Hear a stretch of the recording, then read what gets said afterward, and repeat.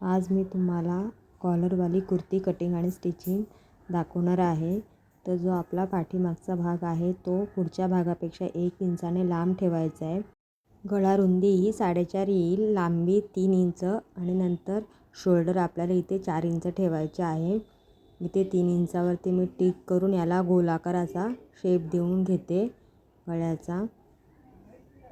अशा प्रकारे गोलाकार शेप दिलेला आहे। मागच्या बाजूला पण 1 इंचावर गोलाकार शेप देऊन झालेला आहे, बघू शकता। आता याची कटिंग करून घेते मी। ही एक्सेल साईजच्या कुर्तीची गळ्याची कटिंग केलेली आहे मी कॉलरसाठी। तुम्ही जी साईजची कुर्ती आहे त्या मापाने कमी जास्त प्रमाणामध्ये माप वाढवून तुम्ही हा गळा कॉलर बनवू शकता। आता मी हे कॅनव्हासवरती कटिंग करणार आहे।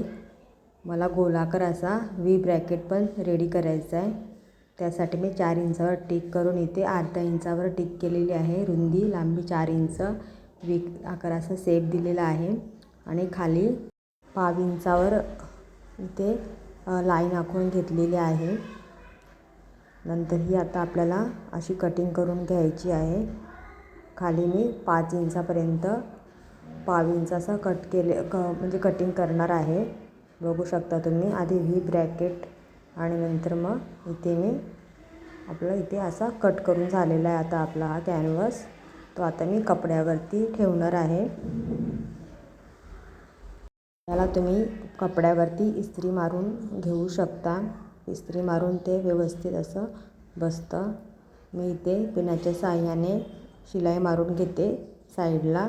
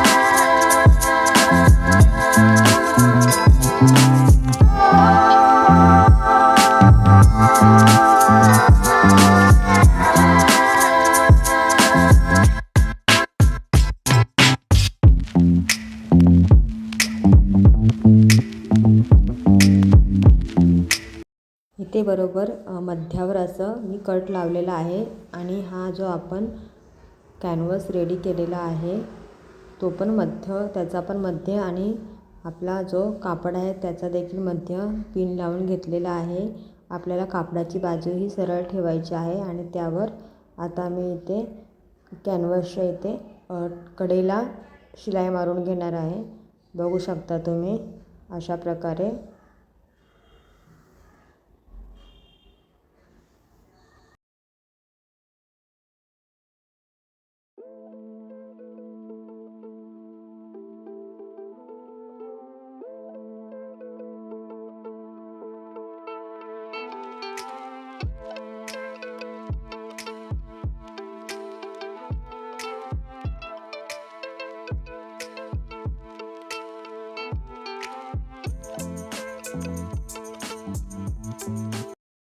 तर आता इथे आपले व्ही ब्रॅकेट रेडी झालेलं आहे।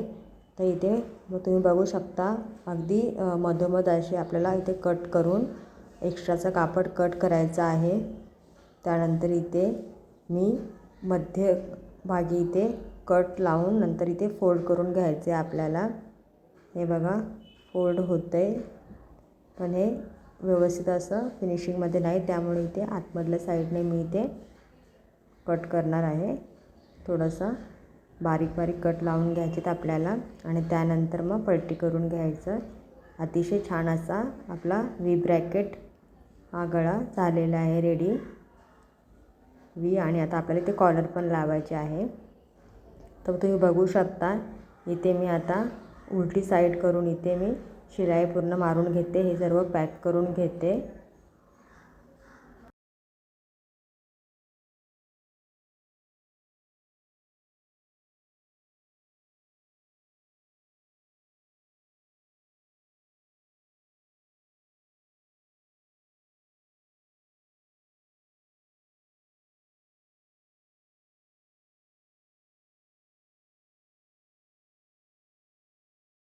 तर इथे आता आपली पूर्ण शिलाई मारून झालेली आहे. त्यानंतर मी इथे एक आपल्याला इथे आता बघा पूर्ण व्ही असा आकार दिसत आहे. नंतर मी त्याचा एक कापड घेऊन ते आता मी आतमधल्या साईडने लावणार आहे. बघू शकता तुम्ही अशा प्रकारे आपल्याला आतल्या साईडने लावायचं आहे. तर मी दोन्ही साईडने शिलाई मारून घेतलेला आहे जेणेकरून कापडाचे धागे निघणार नाही. त्यानंतर अशा आतमधल्या साईडने मी ठेवून इथे मी शिलाई मारणार आहे. बघू शकता तुम्ही अशा प्रकारे.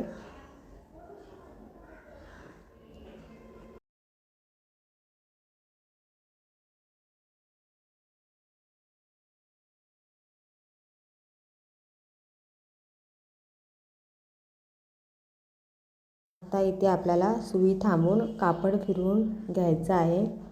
त्यानंतर कापड व्यवस्थित सेट करून इथे मी पायजामाच्या कलरचे छोटे छोटे बॉल्स बनवलेले आहेत कापडामध्ये. ते आता याच्या आतमध्ये फिट करून घेणार आहे. आतमध्ये ठेवून नंतर त्याच्यावर मी शिलाई मारणार आहे. असे मी 4-5 छोटे छोटे डिझाईन अशी रेडी करून घेतलेली आहे. तुम्ही तुमच्या आवडीने इथे डिझाईन लावू शकता. तर मी इथे आता हे फिट करून घेत आहे. बघू शकता तुम्ही.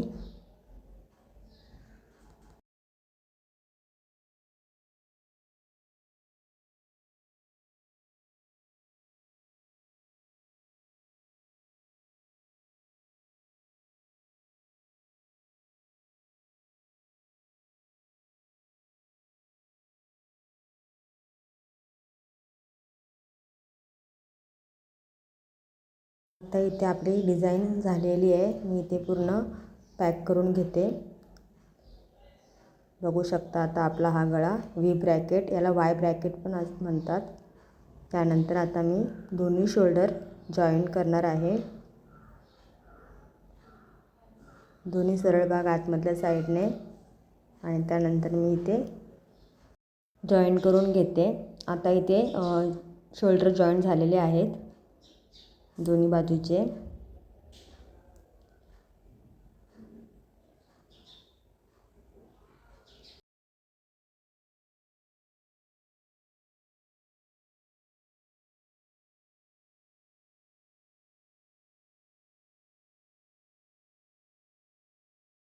आता आपल्याला गळ्यासाठी कॉलर बनवायची आहे. त्यासाठी सर्वप्रथम आपल्याला असा गळा ठेवून मेजरमेंट घ्यायची आहे.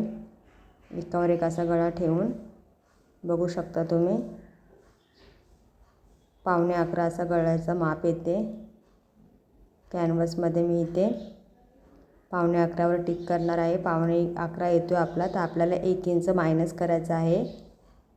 1 इंच मायनस केल्याच्या नंतर मी इथे 10.25 घेणार आहे. सरळ अशी लाईन मारून घेतलेली आहे. त्यानंतर खालच्या बाजूने 4.5 इंचावरती लाईन मारून घेतलेली आहे. आणि आता मी इथे गोलाकार असा शेप देऊन घेते आणि चेक करते की 10.25 असा गोलाकार शेप येतो आहे का. त्यानंतर इथे मी गोलाकार असा शेप देऊन झालेला आहे. पुन्हा एकदा चेक करते. 10.25 येते इथे आता बरोबर. त्यानंतर मी इथे 1/2 इंचावरती टिक करते. तुम्ही 1 इंच देखील करू शकता जशी तुम्हाला कॉलर पाहिजे त्याप्रमाणे. मला इथे कमी हाईटची कॉलर हवी आहे त्यामुळे मी इथे 1/2 इंचावरती स्टिक केलेली आहे. त्यानंतर असा गोलाकार असा शेप देऊन घेते. आता याची मी कटिंग करणार आहे अशा प्रकारे.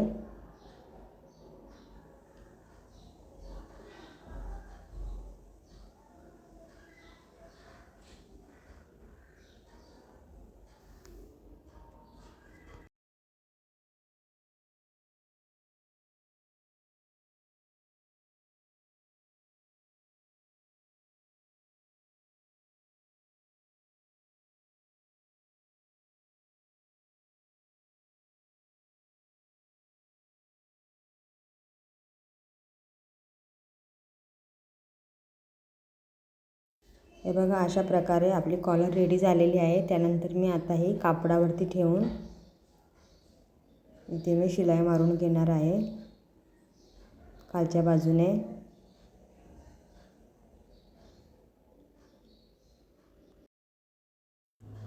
झालेले आता पुन्हा एक कापड घ्यायचे आपल्याला त्याच साईजचं आणि मी ते खालच्या बाजूने ठेवून बरोबर जो आपला कॅनव्हासचा गळा आहे वरच्या बाजूने ते शिलाई मारणार आहे मी।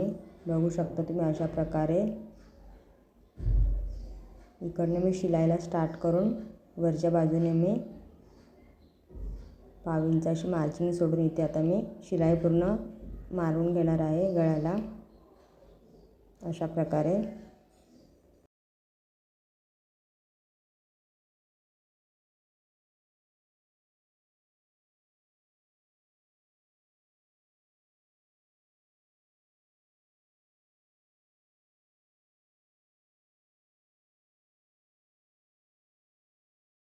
अशा प्रकारे हा कापड आपला जॉईन झालेला आहे कॉलरसाठी।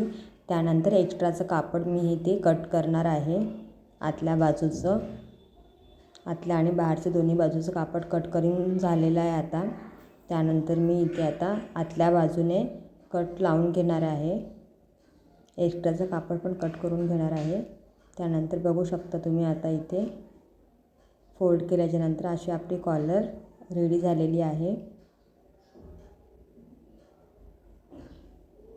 इथे तुम्ही इस्त्री मारून घेऊ शकता। बघू शकता तुम्ही अशा प्रकारे। त्यानंतर आता आपल्याला ही आपल्या ड्रेसला लावायची आहे ड्रेसच्या गळ्याला। याचा मध्य जो आहे तिथे मी टिक करून घेणार आहे कॉलरचा मध्य आणि हा आपला जो गळा आहे त्याचा मध्य दोन्ही बाजूने मी टिक करून घेणार आहे आणि मध्यावर मध्य बरोबर यायला हवा। त्यानंतर आपण जो एक्स्ट्राचं कापड लावलं होतं खालच्या बाजूने ते कापड आपल्याला गळ्यावर ठेवायचं आहे। ड्रेस हा आपल्याला उलटा ठेवायचा आहे।